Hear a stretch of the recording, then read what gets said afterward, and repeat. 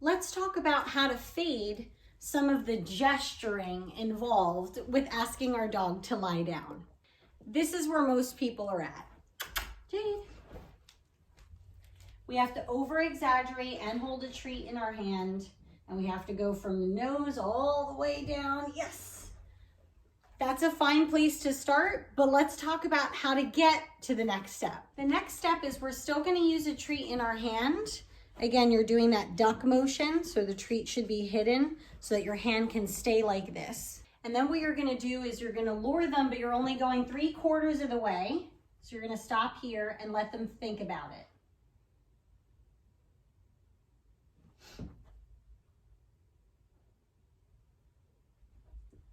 Yes.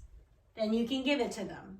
So again, you're going to stop about like at your shin, and you're just going to awkwardly keep that hand nice and flat and just awkwardly wait there and see if your dog can figure it out. Good girl. While your dog's figuring out, if you just notice with Jade, you don't move your hand or try again or do a lot of this. The more you move and talk, the more your dog is going to get confused. So again, just wait for them. Okay. I'm going to get her up. Again, have that treat in that little duck motion.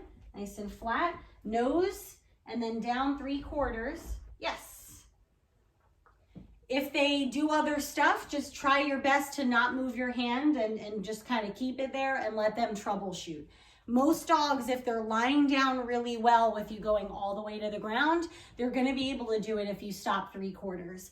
And maybe if that's too hard, you stop a little, just right above the floor and work your way up. This is about working it up all the way up to here.